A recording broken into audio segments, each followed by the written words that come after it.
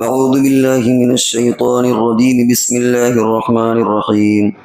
وقال يا بني لا تدخلوا من باب واحد وادخلوا من أبواب متفرقة وما أغني عنكم من الله من شيء إن الحكم إلا لله عليه توكلت وعليه فليتوكل المتوكلون.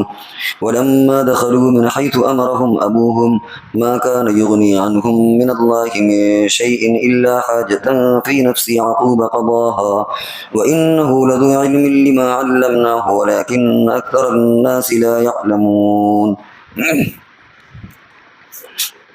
ان آیات میں یعقوب علیہ السلام نے اپنے بیٹوں کو یہ نصیحت کی کہ تم الگ الگ دروازوں سے داخل ہونا، ایک دروازے سے نہ داخل ہونا تاکہ نظر نہ لگ جائے. ایک یہ بھی مقصد تھا، ایک تو یہ تھا کہ کہیں لوگ نقصان نہ پہنچائیں، اور دوسرا یہ بھی تھا کہ تمہیں کہیں نظر نہ لگ جائے.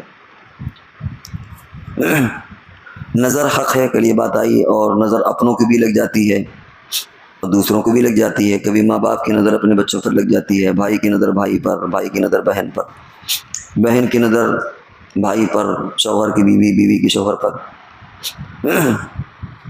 تو اس لیے یہ کیا ایسا کوئی دعا ہے یا ایسا کوئی جملہ ہے جس کے ذریعے سے نظر نہ لگے؟ اس سلسلے میں حدیث میں ایک واقعہ آتا ہے.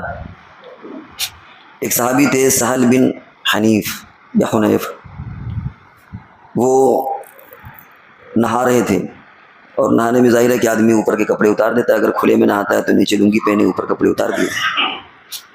ایک اور صحابی تھے عامر بن ربیعہ، ان کا گزر ہوا، اور انہوں نے کہا کہ ایسا بدن تو ہم نے کسی کا دیکھا ہی نہیں، اتنا خوبصورت بدن، اچھا بدن. بس یہ ان کا کہنا تھا اور دیکھنا تھا کہ وہیں پر وہ گر پڑے. لوگ حضور کے پاس لائے کہ ایسا ایسا ہوا، کوئی بیماری نہیں تھی، کوئی دقت نہیں تھی، اچانک نہا رہے تھے اور عامر بن ربیعہ کا گزر ہوا اور یہ واقعہ ہو گیا. حضور علیہ السلام نے ان کو بلوایا اور انہیں ڈانٹا بھی کہ جب تم نے دیکھا تھا تو تم نے ماشاء اللہ کیوں نہیں کہہ لیا؟ کہ کیا کہنے اللہ کی شان، اللہ بہتر چاہنے والا ہے، اللہ بہتر کرنے والا ہے، اس کی نسبت تم اللہ کی طرف جوڑ دیتے. جو ہائے لگنا یہ بھی ایک نظری کی قسم ہوتی ہے. تو حضور علیہ السلام نے ان کو ڈانٹا اور تنبیہ کی کہ جب بھی کسی کو کوئی چیز اچھی لگے تو اس میں ماشاء اللہ اس طرح کے جملے کہہ لینا چاہیے، تو اس سے نظر نہیں لگتی. چنانچہ گھر میں بھی یہی صورتحال ہے کہ اگر باپ کو اپنے بچے کبھی اچھے لگ جائیں، ماشاء اللہ کوئی بھی اچھی چیز دیکھے تو ماشاء اللہ کہہ لینا چاہیے. بہرحال حضور نے تعلیم دی کہ اب آئندہ کبھی بھی کوئی بھی اگر اس طرح کا دیکھے تو اس میں نیت بری ہونا ضروری نہیں ہے. ظاہر ہے کہ ایک باپ اور ماں کی نیت اپنے بچے کے تعلق سے کوئی بری تھوڑی ہوگی، لیکن ایک اظہار تعجب ہوتا ہے، تو ایسی شکل میں اللہ کو یاد کر کے اللہ کی طرف اس کی نسبت کر دینا چاہیے. تو جو نظر کی جو وہ ہوتی ہے اس کی سنگینی یا جو نظر لگنا، اس سے بندہ نجات پا جاتا ہے. پھر حضور علیہ السلام نے اس کا علاج بتایا، فرمایا کہ ایسا کرو کہ وضو بناؤ. چنانچہ انہوں نے وضو بنایا، اور جو وضو کا پانی تھا اس میں ان کو چھڑک دیا گیا یا ان کے اوپر ڈال دیا گیا، یا اس میں اور مزید پانی مکس کر کے ان کو غسل دلا دیا گیا، اور بہرحال وہ اسی وقت ان کو صحت مل گئی. اب مسئلہ یہ ہے کہ آج کے دور میں اگر کسی پر نظر لگ جائے تو پہلے تو یہ مشکل ہے کہ نظر لگی کس کی. ہاں اگر کسی کے بارے میں شبہ ہو کہ بھائی تمہاری نظر تو نہیں لگ گئی، اسے پوچھ لینا چاہیے، اور برا بھی نہیں ماننا چاہیے کسی کو کہ صاحب کیا ہم ایسے ہیں، کیونکہ جب ماں باپ کی نظر لگ سکتی ہے تو دوسرے کی کیا ہے. تو اگر کوئی پوچھے تو اس میں برا لگنے کی بھی ضرورت نہیں ہے. یہ نہ کہے کہ صاحب کیا ہم یہی کرتے پھرتے ہیں، دوسرے کے بچوں کو کیا ہم اس طرح دیکھتے ہیں، آپ بلا وجہ ہمارے بارے میں غلط فہمی پیدا کر رہے ہیں. اور اگر کسی نے کسی کو اس انداز میں دیکھا، کسی کے کاروبار کو یا ان کے بچوں کو ترقی اور اسے محسوس ہو جائے کہ شاید میری نظر لگ گئی ہے، تو اسے بھی اظہار کر دینا چاہیے کہ ہو نہ ہو میری نظر لگ گئی ہو. تو بھائی ایسا ایسا حدیث میں آتا ہے، کیونکہ جب یہ معلوم ہو گیا کہ ماں باپ کی نظر لگ سکتی ہے تو ظاہر بات ہے کہ ماں باپ سے زیادہ ہمدرد کوئی نہیں ہوتا، تو چاہنے والوں کو بھی نظر لگ جاتی. تو اسے اس کا اظہار بھی کر دینا چاہیے کہ بھائی ایسا ہو سکتا ہے، بھائی ہماری نظر لگ گئی، ہم گزرے تھے، آپ کا بچہ اچھا لگا ہمیں، اور ماشاء اللہ کہنا بھول گئے تھے یا جو بھی ہو.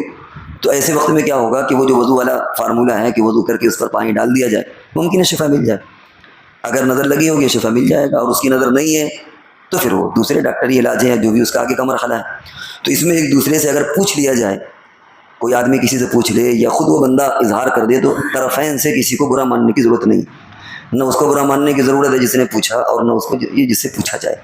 یا اسی طرح اگر کسی نے بتا دیا ہے تو یہاں برا ماننے کی ضرورت نہیں ہے کہ صاحب آپ نے اس نظر سے کیوں دیکھا. تو اس لیے ایک تو ہمیں یہ بات ذہن رکھنے کی ضرورت. اور جب بھی کبھی ظاہر بات ہے یہ علاج اسی وقت ہوگا جب کہ معلوم ہو جائے کہ کسی کی نظر لگی.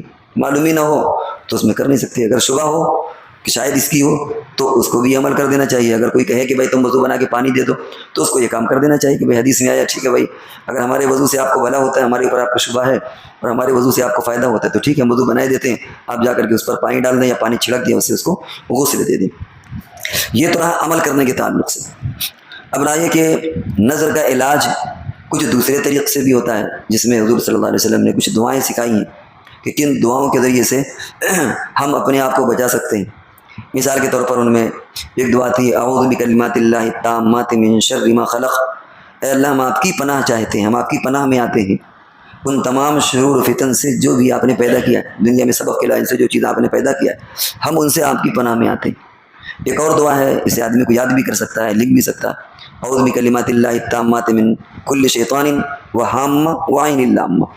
اے اللہ ہم آپ کی پناہ میں, آپ کی حفاظت میں, آپ کی کسٹڈی میں, آپ کے تحفظ میں, آپ کے حصار میں, کوئی بھی ترجمہ کر لے, آپ کی حفاظت میں ہم آتے ہیں ہر شیطان سے. ہمارے بس میں نہیں ہے کہ ہم بچیں, ہم آپ کی حفاظت چاہتے ہیں ہر شیطان سے. وہامہ, ہمہ کہتے ہیں کیڑے مکوڑے حشرات الارض, سانپ بچھو جتنی اس طرح کی چیزیں ہوتی ہیں شیطان سے, اور اس طرح جو حشرات الارض زمین میں کیڑے مکوڑے ہیں ان سے.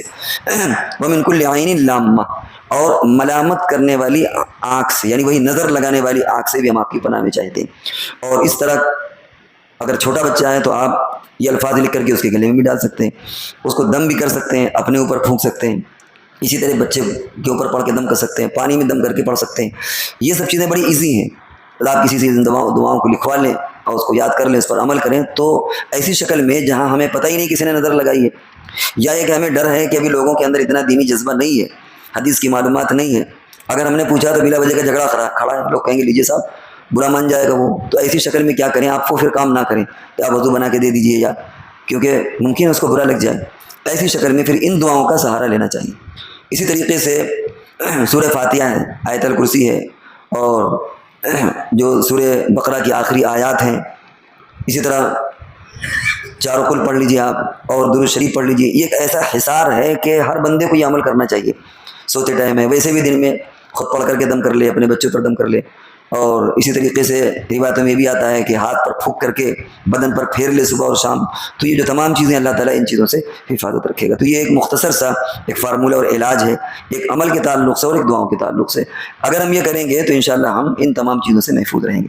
باقی رہا یہ مسئلہ کہ دعا تعویذ اور یہ جو آج کل جھاڑ پھونک اس کا ایک کاروبار چلا ہوا ہے, دھندا چلا ہوا ہے, اس تعلق سے صحیح بات کیا ہے اور اس وقت دنیا میں کیا چل رہا ہے وہ انشاءاللہ